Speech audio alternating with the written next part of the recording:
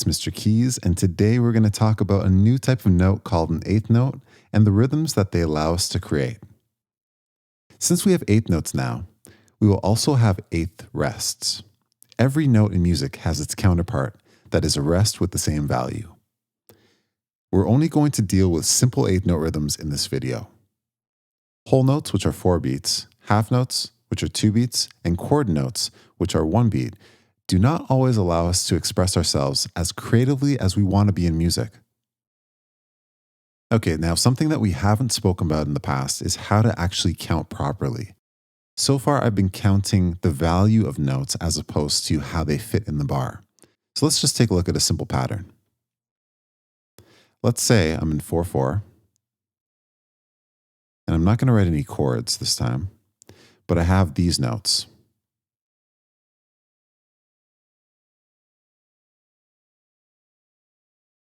Okay, so dotted half note here, followed by a quarter, and then a whole note. Now, before I would have written 1, 1, 2, because this is 1 beat, and 2 beats. These are 1 beat, and this is 2, this is 3, this is 1, and this is 4. But really, when it comes to counting music, what we actually do is we always count to 4. So since this is 1 beat, it gets beat 1. This is 1 beat as well, but it gets beat 2. And so it's kind of giving out like 4 pieces of candy or something like that. This gets the first one, this gets the second one, and this gets 2. So it gets 3 and 4. This gets the first, second, this gets 3, 4. This one gets 3, so it gets 1, 2, 3, and this one gets 4, and this one gets all 4. I have some videos up already on how to count properly, so you can refer to those here.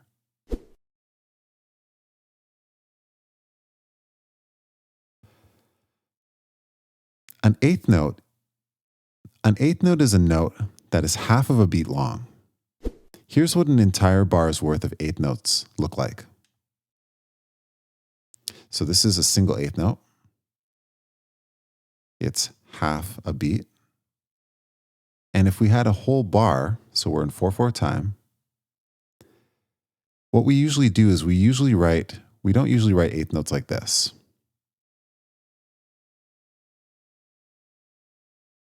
Okay, so we'd fit eight notes in an entire bar. What we'd actually usually do is we'd usually bar them. So every group of 2, or you could do groups of 4s, and these would be eighth notes.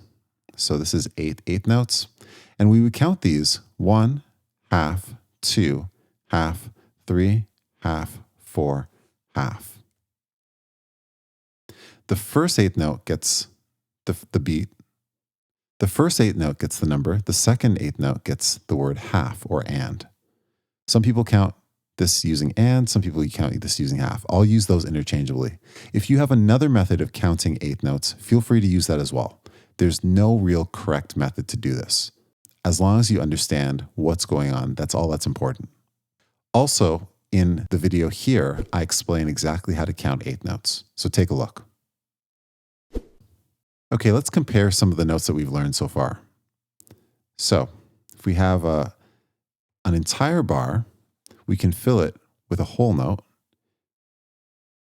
and that would get the count 1 and 2 and 3 and 4, and it gets everything. And this is only if we're using eighth note counting. We can also count just 1, 2, 3, 4, and that's fine as well. Using eighth note counting, this gets 1 and 2 and this gets 3 and 4 and, because they get 2 beats each. If we have a whole bar of quarter notes, this would be 1 and, 2 and, 3 and, 4 and. And of course, if we have eighth notes, well, this would be an entire bar of eighth notes. And so this is 1 and, 2 and, 3 and, 4 and. We can use formal notation to describe the various rhythms that we will create, but there's another method that I use a lot as well with my piano students. Take a look. What we can do is, so we're in 4/4, but instead of having bars, what I do is I draw a block. And I divide it into 8 pieces, where each block or each box represents an eighth note. So this would be 1, this would be and, 2 and, 3 and, 4 and. We have 8 spots that we can place eighth notes, and that's why there's 8 boxes. Each box will either be checked or unchecked to indicate whether or not an eighth note occurs there or whether it's going to be a rest. So if I wanted to represent this pattern,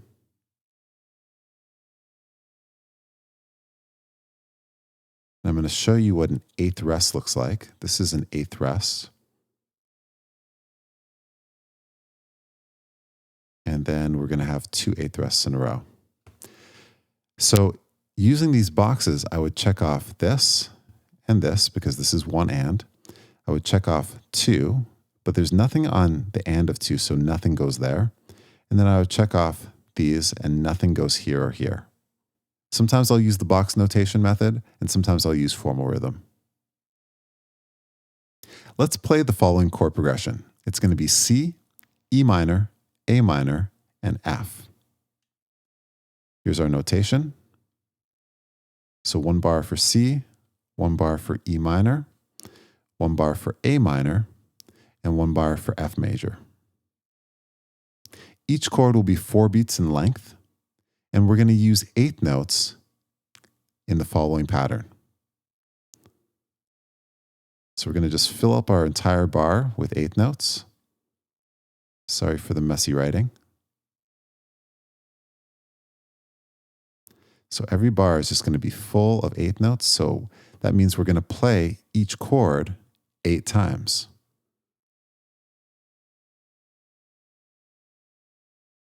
Okay, using the box notation, it would look like this. So we have 8 slots, and each one has a check mark. And that would go for every single bar. All right, here's what this sounds like.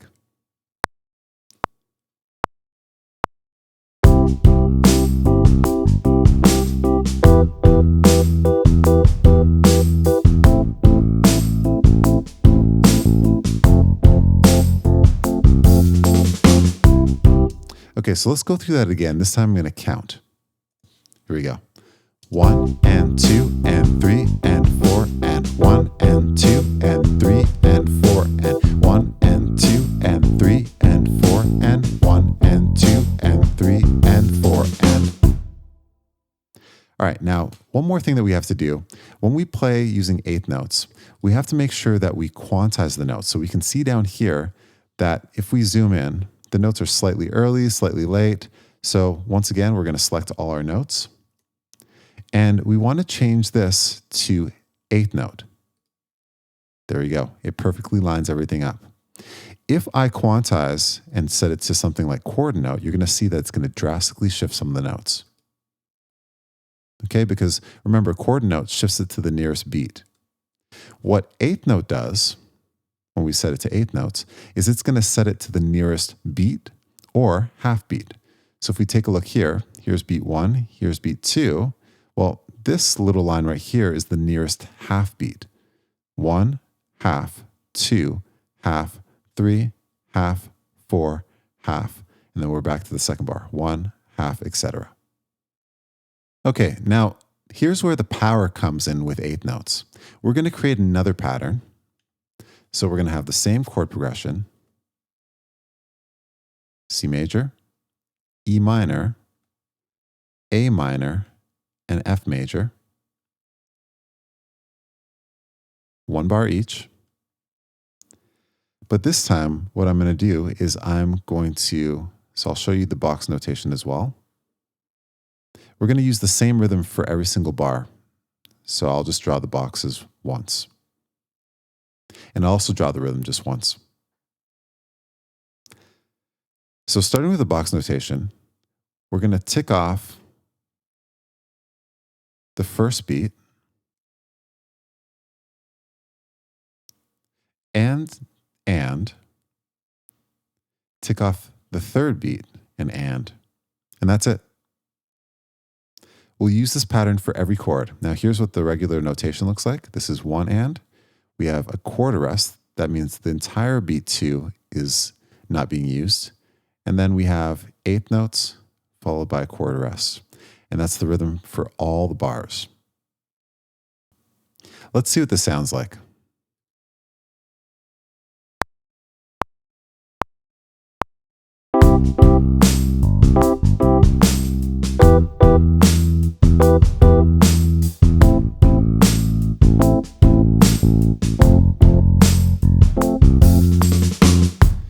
so you could see with my playing that sometimes I was way early. I was not playing on time. So let's quantize that.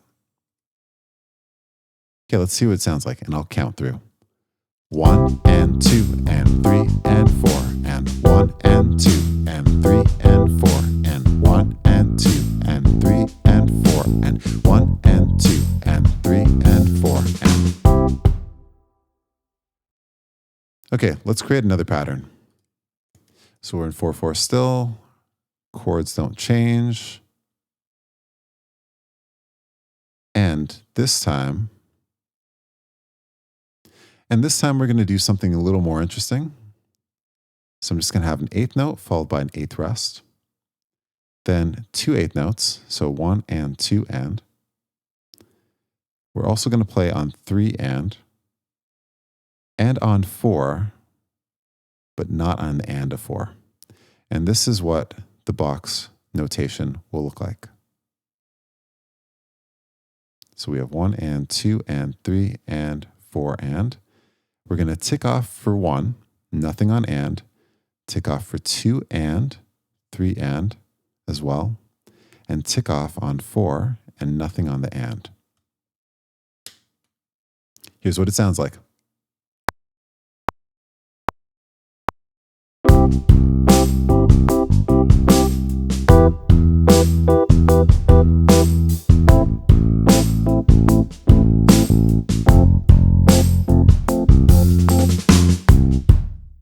Okay, so let's quantize that, and then I'll count through so that we can hear exactly what the counting sounds like.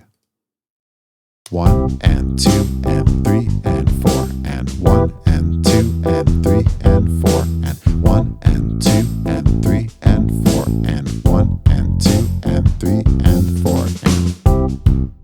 So that's a little bit about how to create 8th note rhythms. Now, the key thing, as always, is for you to practice yourself and to come up with really creative rhythms that make your song or your beat way more interesting. Keep in mind, you don't have to write the notation out first, but sometimes it helps you feel things out a little bit more. If you find that you feel things more, then feel free to just play things in as you feel them. But if the notation helps, then use it.